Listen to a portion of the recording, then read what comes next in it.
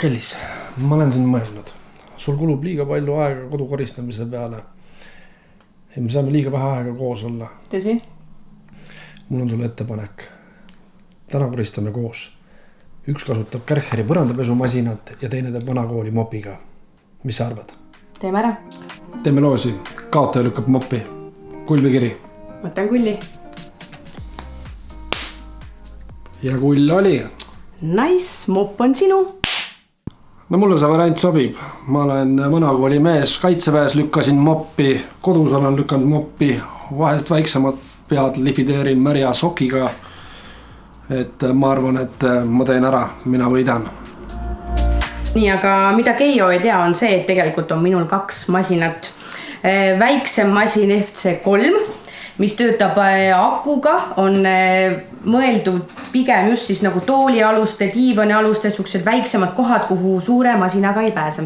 Teiseks on siis mul FC5, mis töötab küll juhtmega, aga samas on sellega väga hea teha ka suuri pindasid. Ja vaadates neid masinaid, siis ma olen suhteliselt optimistlik, et selle võistluse ma võidan.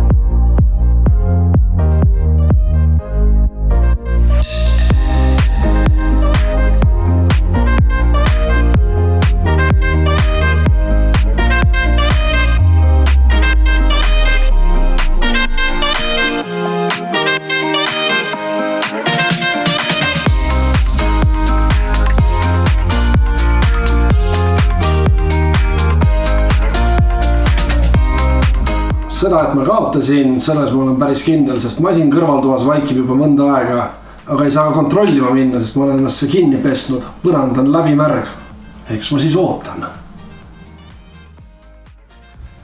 Noh, kuhu sa nii kauaks jäid? Põrand on märg, sokid on märjad, aga tulemus on enam-vähem okei, ma arvan. Lihtsalt okei. Minu põranda tulemus on suurepärane. Pole märg, pole purumaas. Tugitoolialune puhas, diivanialune puhas.